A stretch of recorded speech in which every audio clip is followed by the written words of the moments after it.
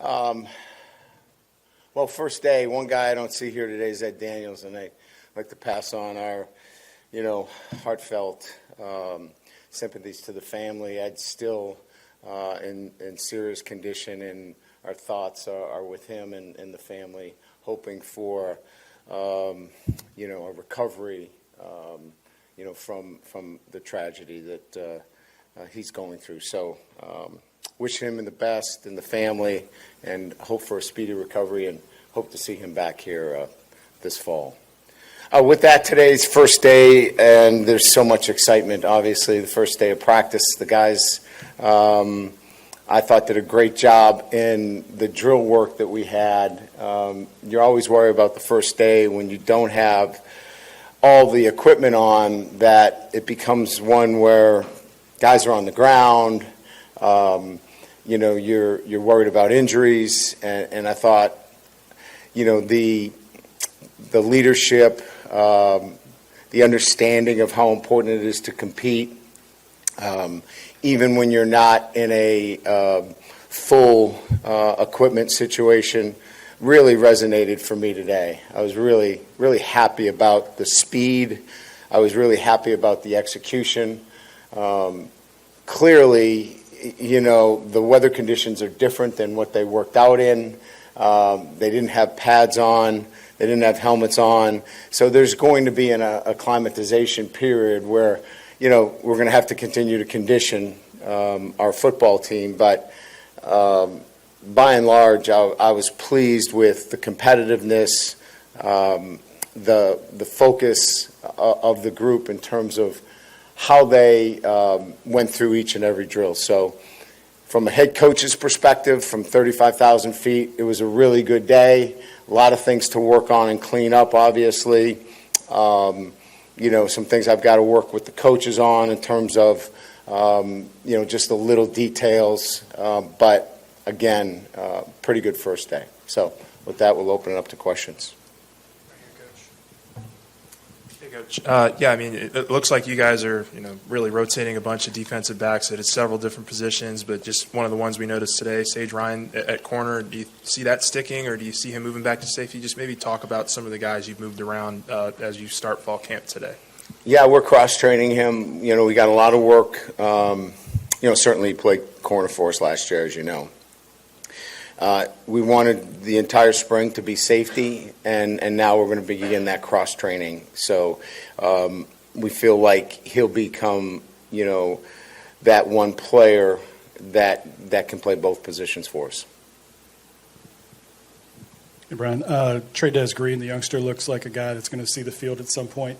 What is this period like for him as far as, seeing what his flexibility is, and what do you think his impact might be this year? Well, he certainly looks the part, right? Controls his body really well, has a great deal of confidence. He doesn't look out of place in any shape or form from a physical standpoint, but he's picked things up very well for a guy that has not played this game very long. It's coming to him,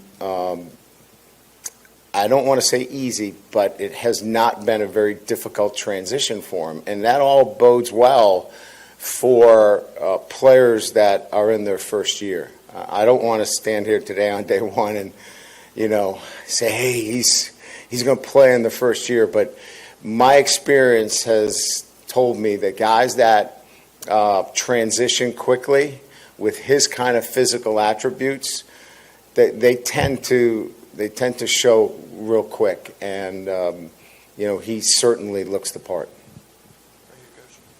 Hey there, it's Brett with AP. With the 105 roster limit rule coming on, could you just summarize what you think the practical effect of that will be, and whether you could envision scholarships for all of those? Well, I've had many discussions with my recruiting personnel, my GM, about that in itself, because, you're still then dealing with revenue sharing for 105. So I think we have to look at, how that impacts the entire roster. So I think we're looking at all possibilities. Where I think it impacts us the most is what does your recruiting look like if you have to go to 105 for 2025? It means maybe you have to sign another 15 or 20 more players, and that's where it gets a little bit risky, right? I mean, we've been recruiting this 2025 class for quite some time. Do you all of a sudden start throwing out 30 more scholarship offers? I don't know that I'm comfortable doing that at this point, right? Because we've evaluated a lot of players and haven't offered scholarships to a number of players. So we have to be very, very intentional in how we do this. So the long answer to your question is we haven't made a decision, but to sit here at 85, there's going to be a lot of schools in the SEC that are going to go to 105. So we have to be competitive as well. So we're gonna have all, I would say, options vetted and be ready to move strategically when and if it gets to that final ruling by the courts. Coach, right here. Karen Lacy made a couple nice catches today. Yeah. How much have you seen him grow since you've had him on campus, and how ready do you feel he is to take over as that number one receiver? Well, I think most of his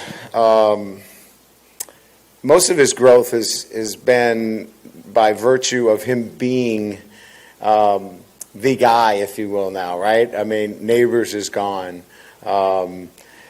Brian Thomas is gone. He is the veteran player. So sometimes that happens with attrition, with guys moving on. And, I would say that he has embraced that. Some guys don't embrace it. They just continue to be who they are.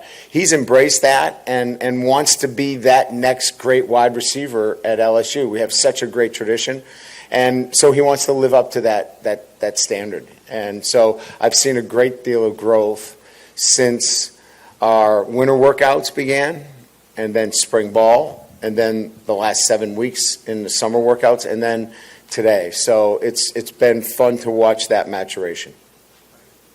Hey, Coach. PJ Woodland looked pretty impressive out there. How important is it for these young guys to step up? Man, you guys make a lot of evaluations. I could be over with my job. I could go home early. Just take all your notes. So start PJ. Trey Dez, we want to start him at tight end. Who else did we have? Oh, you got perfect. Look, I think we're at a point in day one where, it's truly about the consistency of performance. And we like PJ, and we love his competitiveness. But if you remember, he made a great play, and then the next play, we threw the ball over his head, if you remember that. With young players, we're looking for consistency. And he has got a huge upside, and he's going to be a really good player in the SEC. But in the SEC, you make one play, they're coming right back at you, and they're going to test you. So we've got to test the mettle of our young players, and we've got to see consistency of performance. And it'll be about his consistency or Ashton Stamps' consistency or Sage or whoever we roll out there. And that's kind of what we'll be looking for with a lot of our younger players. It'll be Trey Dez Green, too. Will Trey Dez come back and be able to double down on another really good performance? And so across the board, especially with the younger players, can they be a Will Campbell, right? Who every day when he was a freshman, you knew what you were going to get.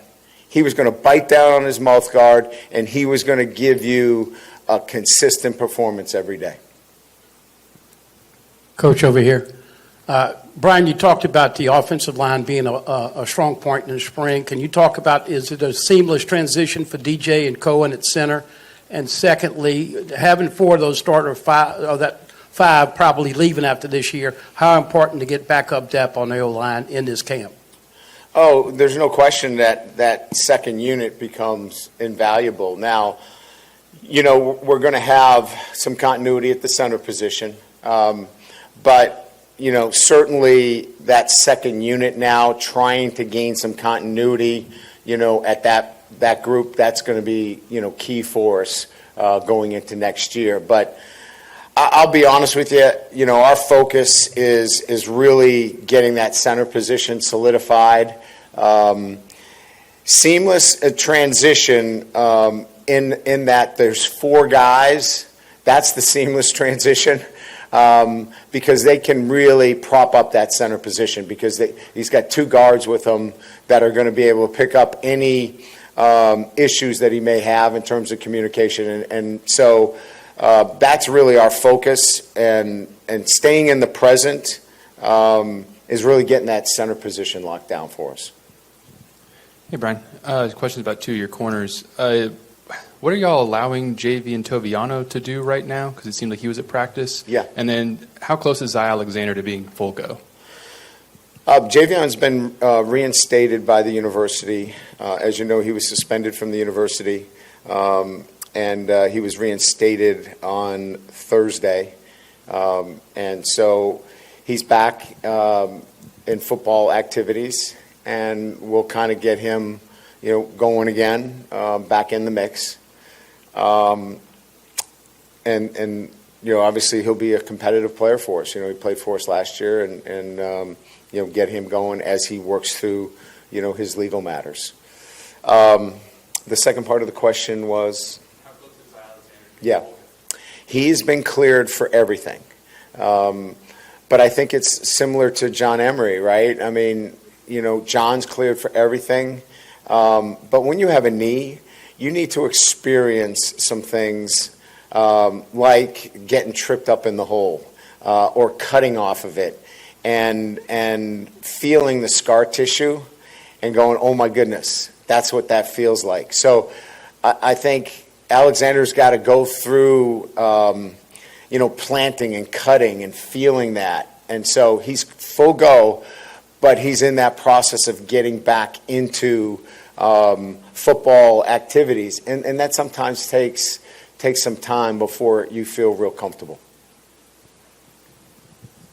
Brian, you answered the question about John Emery a little bit. My question was, he seemed to get a lot of plays early on. Yeah. Everything. What were your impressions of him? And not having a spring, your impressions, and also was he kind of on a pitch count today? Yeah, so, talking to Frank, we wanted to do two things. One, we wanted to put John in a position where the reps mattered, and mattered in the sense of he had to cut. He had to be stressed. He's cleared. So we wanted every rep that he got to be, maybe this is a bad analogy, but a high leverage rep, if you will. We didn't want him out there, just blocking or, taking a rep that didn't force him to put his foot in the ground and accelerate. Whereas on the other hand, we wanted Josh Williams to have some low leverage reps because we know what we're going to get from that young man. So they're really on a different kind of trajectory in terms of going through camp. Josh, we're going to be very careful with. We're going to get him to Saturdays because we know what we're going to get there. Emery, we want to really stress him in a sense of making sure he feels great with that knee, because if he feels great, he's fearless, and he's going to go. So that will be kind of the plan with both those guys going through camp. And then, let the two younger players, and Durham and Jackson, let those guys go after it and pick up the rest of the reps. Yeah, Brian, right here in the front. You've done this for more than 30 years as a head coach. What still excites you about the first day of practice, or the first few days of practice? Does it change from year to year, or from team to team? Oh, absolutely. I think the work that you do in the off season and all the preparation and to watch your process take place over a period of time is what excites me. It's the development of your team and what they look like and how they handle themselves. I've told this story many times. My first camp in year one, I had guys taking their helmets off and throwing them at each other. It was total bedlam. And now we're at that point where, they don't take their helmets off even, they know they're not supposed to take their helmets off for water breaks. And so it's just that development of your team to the eye that you have and what for your team. And then having like a guy like Matty Mock come up to you and say, Coach, that was impressive for day one in terms of the way your guys looked. I was really impressed. And that's, he's being honest with you. He's not going to blow smoke. And so, just seeing the development of your team is kind of what's exciting more than anything else. Hey, Coach, early in the practice, looks like Shelton Samson high-pointed the ball, made a nice catch, and got off to a good start, at least first practice. Just your thoughts on him and that play and what he can do. Yeah, I think that's what we're looking for from him, right? His ability to go up and get the football and compete for it. He was not a 50-50 guy last year. He was a 20-80 guy. He lost 80% of those. I believe he's a 50-50 guy. He can go and get those balls. Unfortunately, he hit his head when he came down, and they wanted to be cautious that he didn't have a head injury. He was a little bit lightheaded. I was lightheaded out there today. So we hope that it's not anything serious and that he's able to bounce back tomorrow. Hey, Brian, for Ricky and AJ, what is this fall camp about most for them?